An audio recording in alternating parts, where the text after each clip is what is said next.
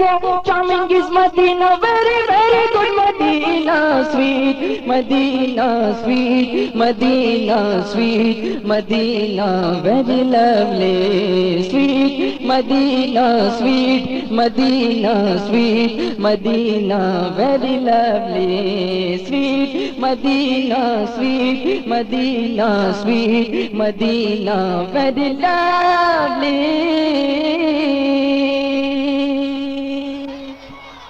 There is Uhud in Medina, there is Baqi in Medina, there is Uhud in Medina, there is Baqi in Medina, Sabz Gumbad in Medina, Golden Jali in Medina, Sabz Gumbad in Medina, Golden Jali in Medina, my Jannat in Medina, my heaven in Medina, my master in Medina, sweet Medina, sweet Medina, sweet Medina, very lovely, sweet Medina, sweet Medina, sweet Medina, very lovely, sweet Medina, sweet Medina, sweet Medina, very lovely.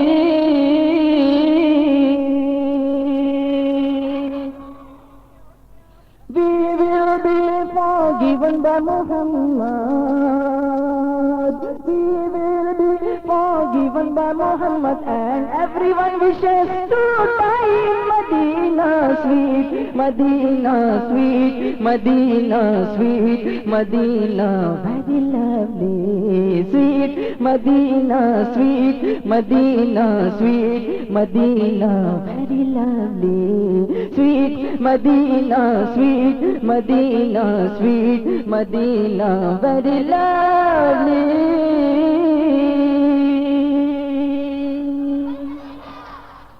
درود شریف پڑھیے.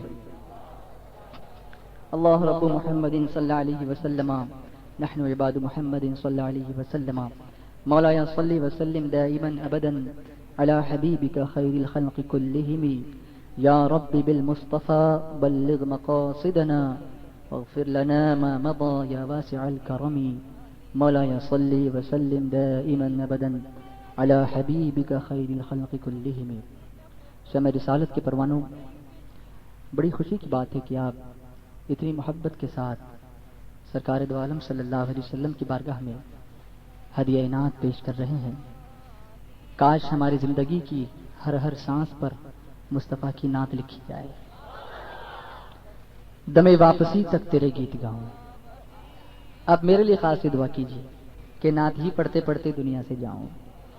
کہیے آمین. دمے واپسی تک تیرے گیت گاؤں، محمد ممجد پکارا کروں میں، تیرا ذکر لب پر خدا دل کے اندر.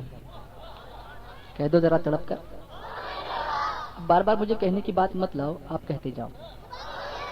تیرا ذکر لب پر خدا دل کے اندر، یوں ہی زندگانی گزارا کروں میں. تیرا ذکر لب پر خدا دل کے اندر، یوں ہی زندگانی گزارا کروں میں. خدا ایک پر ہو تو ایک پر محمد صلی اللہ علیہ وسلم. خدا ایک پر ہو تو ایک پر محمد، اگر قلب اپنا دو پارا کروں میں. سمجھ رہے ہیں نا کیا کہہ رہا ہوں؟ اگر میں اپنے دل کے دو ٹکڑے کروں تو ایک ٹکڑے پر اللہ کا نام لکھا ہو، دوسرے پہ رسول اللہ کا نام لکھا ہو صلی اللہ علیہ وسلم. خدا ایک پر ہو تو ایک پر محمد صلی اللہ علیہ وسلم، اگر قلب اپنا دو پارا کروں میں، اور مجھے اپنی رحمت سے تو اپنا کر لے. حبیبی یا رسول اللہ صلی اللہ تعالی علیہ وسلم، مجھے اپنی رحمت سے تو اپنا کر لے، سوا تیرے سب سے کنارہ کروں میں. مجھے اپنی رحمت سے تو اپنا کر لے، سوا تیرے سب سے کنارہ کروں میں.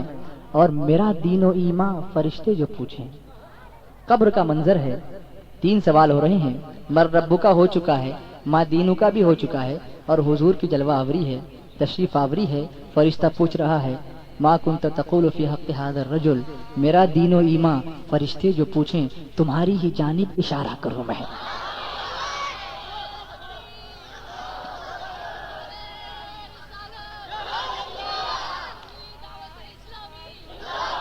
میرا دین و ایمان فرشتے جو پوچھیں، میرا دین و ایمان فرشتے جو پوچھیں تمہاری ہی جانب اشارہ کروں میں. خدا ایسی قوت دے میرے سخن میں، خدا ایسی قوت دے میرے قلم میں، خدا ایسی قوت دے میرے سخن میں کہ بد مذہبوں کو سدھارا کروں میں، خدا ایسی قوت دے میرے قلم میں، خدا ایسی قوت دے میرے سخن میں کہ بد مذہبوں کو سدھارا کروں میں، اور خدا خیر سے لائے وہ دن بھی نوری، خدا خیر سے لائے وہ دن بھی نوری، مدینے کی گلیاں بہارا کروں میں۔ سمجھ رہے ہیں آپ؟ کیا خواہش ہے، کیا تمنا ہے؟ کاش کبھی مدینے جاؤں اور وہاں پر میں جھاڑو لگاؤں۔ سبحان اللہ۔ خدا خیر سے لائے وہ دن بھی نوری، مدینے کی گلیاں بہارا کروں میں، راتیں بھی مدینے کی، باتیں بھی، بولو راتیں بھی مدینے کی، باتیں بھی مدینے کی، جینے میں یہ جینا ہے، کیا بات ہے جینے کی۔ میرے پیارے آقا علیہ الصلوۃ والسلام کے پیارے دیوانوں، میں نے قرآن عظیم کی ایک آیت تلاوت کی ہے جو شاید آپ کے ذہن و دماغ میں یاد نہ ہو، تلاوت کرتے وقت آپ پڑھتے ہوں گے لیکن شاید اس پر کبھی آپ نے غور نہیں کیا ہوگا۔ اللہ تعالیٰ قرآن پاک میں فرماتا ہے ان عدت الشہور عند اللہ 12 شہرا فی کتاب اللہ یوم خلق السماوات والارض منها 4 حرم۔ مہینہ کون سا چل رہا ہے؟ بولو بھائی، رجب کا مہینہ۔ اور سال میں مہینے کتنے ہوتے ہیں؟ بولو، اس میں بھی شرماتے کیا ہو؟ یہ 12 مہینے جو ہم حساب لگایا، یہ انسان نے کب سے لگایا؟ کیا یہ حساب کس نے لگایا؟ آپ شاید یہ سوچتے ہوں گے کہ حساب کسی سائنسدان نے لگایا ہے، آپ شاید یہ سوچتے ہوں گے کہ حساب کسی جغرافیہ کے ماہر نے لگایا ہے، جغرافی جاننے والے نے، آپ سوچ رہے ہوں گے کسی ایسٹرونومر نے، ایسٹرولوجر نے، کسی ستاروں کی گردش کو گننے والے نے 12 مہینے اور 360 365 دن منعقد کیے ہیں یا مقرر کیے ہیں۔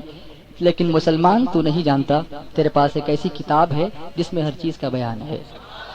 اللہ فرماتا ہے تبیانا لکل شیء، اس میں ہر چیز کا بیان ہے، اور ان مہینوں کی گنتی کا بھی بیان قرآن میں موجود ہے۔ اللہ تعالیٰ فرماتا ہے ان عدت الشہور عند اللہ 12 شہرا، بے شک اللہ کے نزدیک مہینوں کی گنتی 12 مہینے ہیں۔ تو یہ بھی تو اسلام ہی کی دین ہے، یہ اللہ کی دین ہے جو بارگاہ رسالت سے دنیا کو عطا کی گئی ہے۔ اسی لیے اعلیٰ حضرت امام اہل سنت، مجدد دین و ملت، کنز الکرامت، جبل الاستقامت، امام احمد رضا فاضل بریلوی علیہ الرحمت و رضوان فرماتے ہیں لا ورب العرش، جس کو جو ملا ان سے ملا، لا ورب العرش، جس کو جو ملا ان سے ملا، بٹتی ہے کونین میں نعمت رسول اللہ کی۔ بولو محبت سے، بڑھتی ہے کونین میں نعمت رسول اللہ کی۔ ہم بھکاری وہ کریم ان کا خدا ان سے فزوں، ہم بھکاری وہ کریم ان کا خدا ان سے فزوں، اور نہ کہنا نہیں عادت رسول اللہ کی۔ وہ کیا جودو کرم ہے شاہ بطحا تیرا، جھوم کر بولو۔ آج کے بعد زندگی میں کبھی گانا نہیں گاؤ گے، اگر گاؤ گے تو مصطفیٰ کے گیت گاؤ گے انشاءاللہ۔ واہ کیا جودو کرم ہے شاہ بطحا تیرا، واہ کیا جودو کرم ہے شاہ بطحا تیرا، نہیں سنتا ہی نہیں مانگنے والا تیرا، نہیں سنتا ہی نہیں مانگنے والا تیرا، واہ کیا جود و کرم ہے شاہ بطحا تیرا، واہ کیا جود و کرم ہے شاہ بطحا تیرا، نہیں سنتا ہی نہیں مانگنے والا تیرا، نہیں سنتا ہی نہیں مانگنے والا تیرا۔ میں تو مالک ہی کہوں گا کہ ہو مالک کے حبیب، میں تو مالک ہی کہوں گا کہ ہو مالک کے حبیب، میں تو مالک ہی کہوں گا کہ ہو مالک کے حبیب، یعنی محبوب و محب میں نہیں میرا تیرا، یعنی محبوب و محب میں نہیں میرا تیرا، تیرے ٹکڑوں پہ پلے غیر کی ٹھوکر پہ نہ ڈال، تیرے ٹکڑوں پہ پلے غیر کی ٹھوکر پہ نہ ڈال، جھڑکیاں کھائے کہاں چھوڑ کے صدقہ تیرا، جھڑکیاں کھائے کہاں چھوڑ کے صدقہ تیرا، وہاں کیا جود و کرم ہے شہ بطحہ تیرا، وہاں کیا جود و کرم ہے شہ بطحہ تیرا، نہیں سنتا ہی نہیں مانگنے والا تیرا، تیری سرکار میں لاتا ہے رضا اس کو شفیع، تیری سرکار میں لاتا ہے رضا اس کو شفیع، جو میرا غوث ہے اور لاڈلا بیٹا تیرا، کہہ دو محبت سے۔ اللہ فرماتا ہے ان عدت الشہور عند اللہ 12 شہرا، بے شک اللہ کے نزدیک مہینوں کی گنتی 12 مہینے ہیں، فی کتاب اللہ یوم خلق السماوات والارض، جب سے اللہ نے زمین و آسمان کو پیدا کیا تبھی سے یہ گنتی ہے، ورنہ لوگ یہ کہیں گے تم اسلام کی بات کرتے ہو تو 1400 سال پہلے کا ہوگا، اس سے پہلے کیا؟ تو اللہ فرماتا ہے جب سے زمین و آسمان کو پیدا کیا اسی وقت سے اس میں سے 4 کو فرمایا منہا 4 حرم، اس میں سے اللہ نے 4 مہینوں کو خاص حرمت والا مہینہ بنایا، ان 4 میں سے یہ پہلا مہینہ کون سا مہینہ؟ جواب دیجئے بھائی، رجب کا مہینہ، اور باقی 3 جو بچتے ہیں وہ ذی قعدہ، ذی الحجہ اور محرم الحرام، یہ 3 مہینے کنٹینیوس آتے ہیں، اور یہ ایک بیچ میں آتا ہے، یہ بیچ میں آتا ہے، اب یہ بیچ میں آتا ہے، اس کا نام رجب ہے، اس کے کئی اور نام، لیکن منہا 4 حرم کے کیا معنی ہے؟ جس میں سے 4 حرمت والے، حرمت والا ہونے کے کیا معنی ہے؟ انشاءاللہ میں آپ کو سمجھاؤں گا دھیرے دھیرے۔ پہلے آپ یہ مجھے بتائیے کہ آج رجب کی کتنی تاریخ ہے؟ 22 تاریخ ہے یا 22ویں شب ہے؟ آج 22ویں شب ہے، یعنی کل 22 تاریخ ہوگی۔ آج آپ کو کیسے یاد رہ گیا؟ کیسے یاد رہ گیا؟ نہیں، آپ نیاز کرتے ہوں گے، ہے نا؟ ہاں، تو اس حساب سے امام جعفر صادق کی نسبت سے آپ کو تاریخ یاد رہ گئی، ورنہ کوئی بیچ کا دن ہوتا تو شاید آپ تاریخ کے بارے میں جواب نہ دے سکتے۔ یہاں سے یہ پتا چلا کہ جو اللہ والوں سے نسبت رکھتا ہے اسی کو مہینے کی تاریخ بھی یاد رہتی ہے اور اسلام کی تاریخ بھی یاد رہتی ہے۔ کہہ دو محبت سے، ارے بھائی ذرا تڑپ کے بولو، مجھے کچھی بولنی نہیں آتی، نہیں تو میں کچھی میں بھی بولتا، میں تو پکی بات کرتا ہوں۔ تو میرے پیارے آقا علیہ الصلوۃ والتسلیم کے پیارے دیوانوں، 22 رجب المرجب، یہ تاریخ آپ نے یاد رکھی، اس لیے یاد رکھی کسی اللہ والے سے اس کو نسبت ہو گئی ہے، اس وجہ سے آپ نے اس کو یاد رکھا۔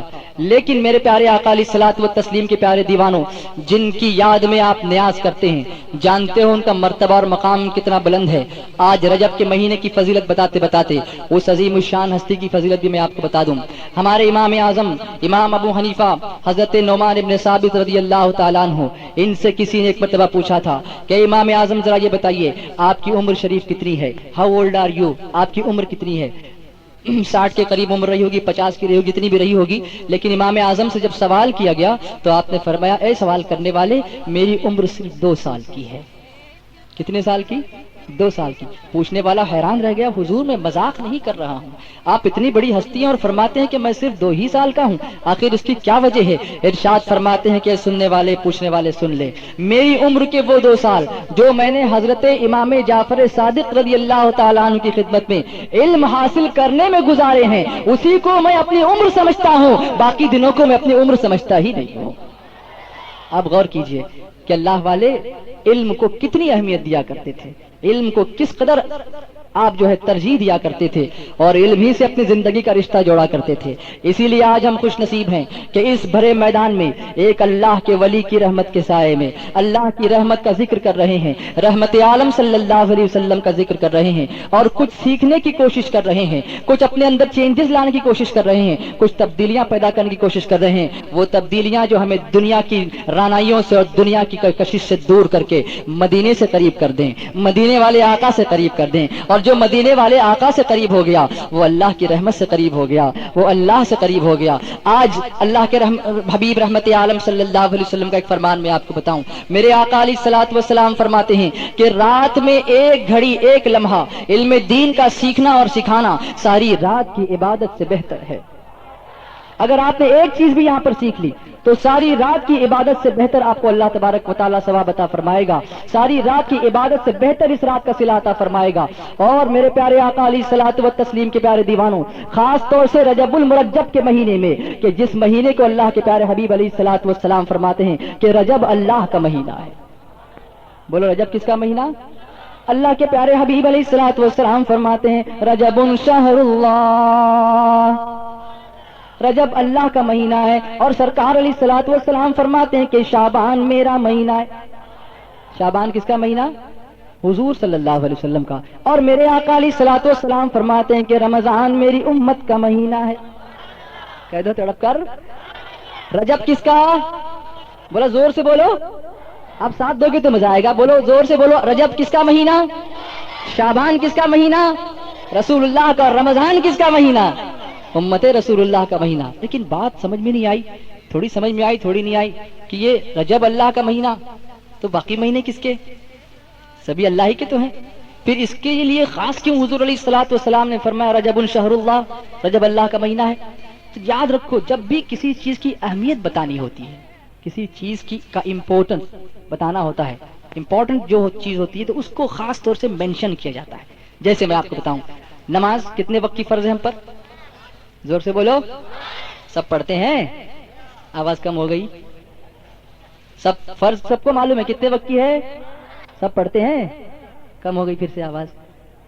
اچھا, کتنے وقت کی فرض ہے؟ پڑھیں گے انشاءاللہ. اب تو بڑھاؤ آواز, آج سے نمازی بن جاؤ گے انشاءاللہ. انشاءاللہ اللہ سب کو نماز پڑھنے کی توفیق عطا فرمائے. نماز 5 وقت کی فرض ہے, لیکن قرآن عظیم میں ایک آیت ہے, اللہ تعالیٰ فرماتا ہے حافظوا علی الصلوات والصلاۃ الوسطی وقوموا للہ قانتین.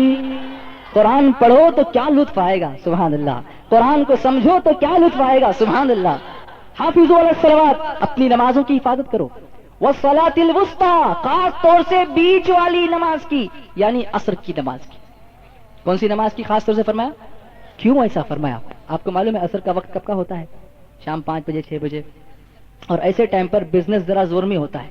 ابھی دکان تھوڑی دیر میں بند ہو جائے گی, گراہک آ رہے ہیں, یا ابھی بہت پیک کے اوپر ہے, ابھی ٹائم نہیں ہے, تو آدمی کے لیے ممکن ہے کہ اس وقت میں وہ جماعت سے نماز نہ پڑھ سکے, یا اگر اکیلا پڑھ رہا تو اکیلی بھی کبھی کبھی گل ہو جائے کہ بھئی کوئی بیٹھنے کے لیے نہیں ہے, اتنے گاہکوں کو چھوڑ کر میں کہاں جاؤں گا. ایسا ہوتا ہے. اور اللہ تعالیٰ عالم الغیب والشہادہ ہے, وہ جانتا ہے کہ بندے کے لیے کون سا وقت تکلیف ہے. اب آپ دیکھیں گے کہ اللہ کتنا کرم فرمانے والا, کتنا مہربان.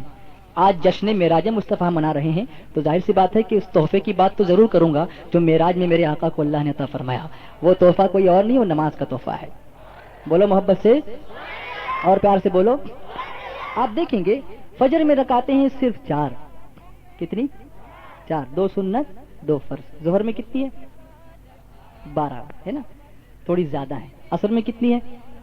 4 4 8. اس میں سے بھی 4 سنت جو سنت غیر موقدہ ہے نا. مغرب میں کتنی ہے؟ 3 + 2 + 2 ہے نا. اور عشاء میں 17. اتنی لمبی. اب آپ دیکھیے اس میں حکمت دیکھیے.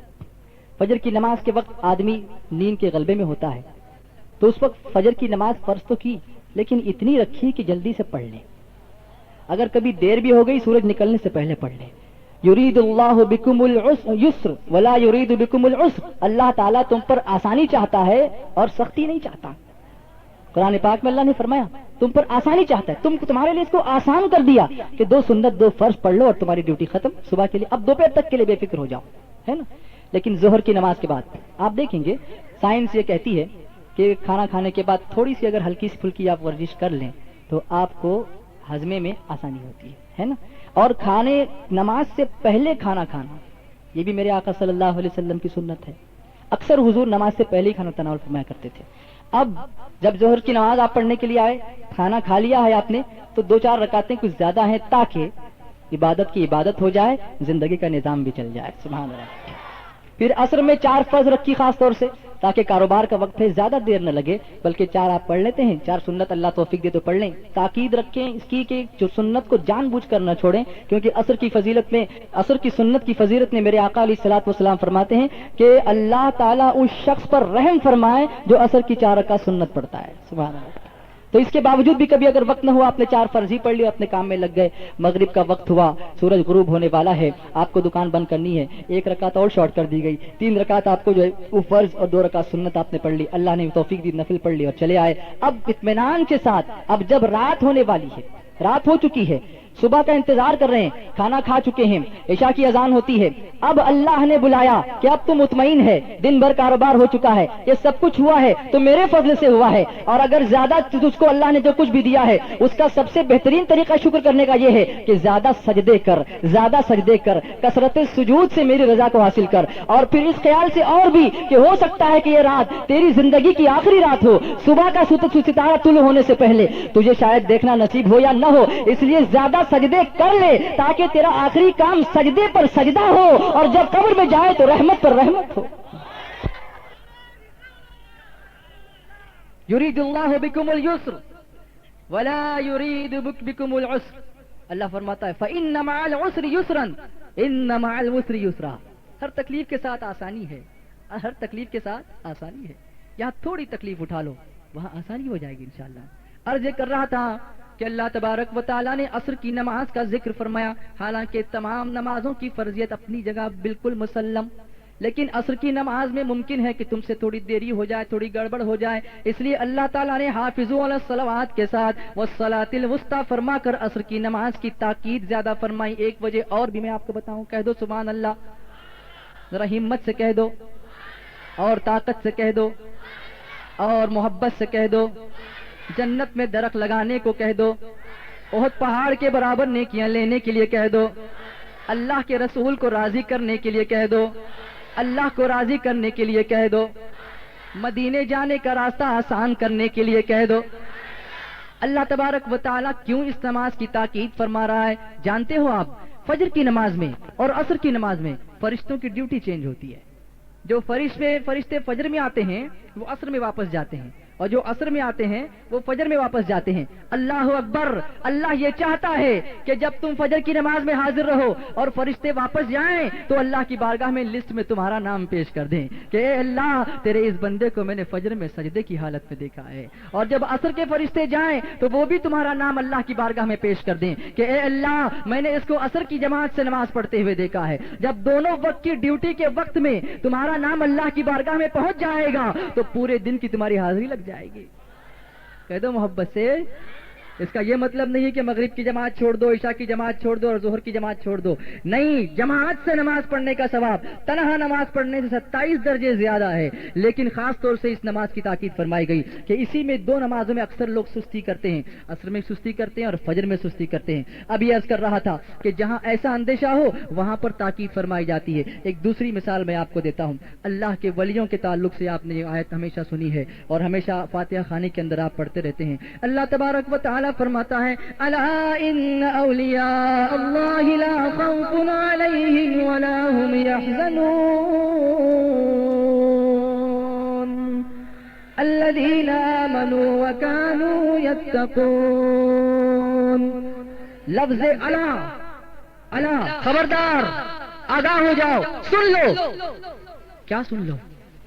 ان اولیاء اللہ, بے شک اللہ کے ولیوں پر لا خوف علیہم ولا هم يحزنون, نہ کچھ خوف ہے نہ کچھ غم. الذین آمنوا وكانوا يتقون, وہ ہیں جو ایمان لائے اور اللہ سے ڈرنے والے ہیں, تقوی اختیار کرنے والے ہیں, پرہیزگاری کرنے والے ہیں. اے اللہ تو نے نماز کی فرضیت کی جو آیتیں نازل فرمائی اس میں کہیں اللہ نظر نہیں آتا؟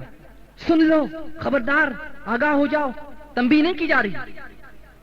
نماز اتنی اہم عبادت، وہاں تنبیہ نہیں کی جا رہی. ہاں نماز کے تعلق سے حکم ایک دو جگہ نہیں، قرآن شریف میں 700 جگہ پر نماز کا تذکرہ ہے.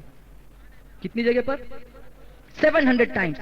تو اگر کوئی شخص ایک وقت کی نماز قضا کرتا ہے جان بوجھ کر، تو گویا وہ 700 مرتبہ اللہ کی نافرمانی کرتا ہے. آپ غور کیجئے، ہم نماز کو کتنا ہلکا سمجھ رہے ہیں، کتنا جو ہے وہ سستا معاذ اللہ سمجھتے ہیں. 700 مرتبہ اللہ کی نافرمانی کا عذاب اگر ایک وقت کی نماز کو چھوڑ دیا تو. عرض یہ کر رہا تھا کہ اولیاء کرام کی شان والی جو آیت بیان فرمائی، اس سے پہلے لفظ اعلیٰ کیوں استعمال فرمایا؟ تو سنو، اللہ جانتا ہے کہ نماز کا کوئی انکار نہیں کرے گا. کلمہ پڑھنے والے جتنے بھی ہیں کوئی نماز سے انکار نہیں کرتا، لیکن اولیاء کی شان سے کچھ نہ کچھ لوگ انکار کرتے رہتے ہیں. تو یہاں کا خبردار، یہاں فرمایا اللہ آگاہ ہو جاؤ. تم نے میرے ولیوں کو سمجھا کیا ہے؟ میں ان کی شان بیان کر رہا ہوں. ان اولیاء اللہ لا خوف علیہم ولا هم يحزنون. ان کو نہ کچھ خوف ہے نہ کچھ غم. اب ذرا یہاں بھی تفصیل تھوڑی سی بیان کر دوں. یہ خوف اور یہ غم کیا ہے؟ کبھی آپ نے سوچا اس کے بارے میں کہ اللہ جو فرما رہا ہے کہ ان کو کوئی خوف نہیں کوئی غم نہیں، تو مطلب کیا ہوا اس کا؟ What's the meaning of this? تو سنو، مطلب یہ ہے انسان کو خوف کس چیز کا ہوتا ہے؟ کسی آنے والے نقصان کا خوف. کہیں زلزلہ نہ آ جائے، ابھی آیا نہیں ہے، کہیں زلزلہ نہ آ جائے، یہ ہوا خوف ہے نا. اور اگر زلزلہ آیا اور اس میں جو تباہی ہوئی اس کا غم. تو گزری ہوئی چیز کا غم ہوتا ہے اور آنے والے نقصان کا خوف ہوتا ہے. میرا مولا فرماتا ہے میرے ولیوں کو نہ گزری ہوئی چیز کا کوئی غم ہے، نہ آنے والی کسی تکلیف کا خوف ہے. بولو بھائی، میں نے ان کو ایسا کرم فرما دیا کہ نہ دنیا کا کوئی غم ہے اور نہ آخرت کا کوئی میں ان کے دل میں خوف رکھوں گا. حالانکہ وہ سب سے زیادہ ڈرنے والے ہیں، لیکن جو اللہ سے ڈرتا ہے اللہ ساری چیزوں سے اسے بے خوف کر دیا کرتا ہے. کہہ دو محبت سے. ایک اور جگہ قرآن میں لفظ اعلیٰ استعمال فرمایا. کیا؟ الا بذکر اللہ تطمئن القلوب. خبردار سن لو، اللہ کے ذکر میں دلوں کا اطمینان. Why it is being said like that؟ کیوں ایسا کہا جا رہا ہے؟ آج دنیا کہہ رہی ہے پکچر کیوں دیکھتے ہو؟ تھوڑا سا ٹینشن دور کرنے کے لیے. گانا کیوں سنتے ہو؟ بہت بور ہو گیا تھا، ذرا سا وہ دماغ کو فریش کرنے کے لیے. دارو کیوں پیتے ہو؟ سارے غموں کو بھولنے کے لیے. ڈرگز کیوں لیتے ہو؟ دنیا سے مدہوش ہونے کے لیے، بے ہوش ہونے کے لیے. سکون چاہتا ہے انسان، اس لیے یہاں جا رہا ہے، وہاں جا رہا ہے، ادھر دوڑ رہا ہے، ادھر دوڑ رہا ہے. لیکن ان لوگوں سے مت پوچھو، کسی مدینے کے عاشق سے پوچھو سکون کہاں ملتا ہے، تو وہ یہ کہے گا سکون دل مبتلا چاہتا ہوں، سکون دل مبتلا چاہتا ہوں، مدینے کی ٹھنڈی ہوا چاہتا ہوں. سکون دل مبتلا چاہتا ہوں، مدینے کی ٹھنڈی ہوا چاہتا ہوں.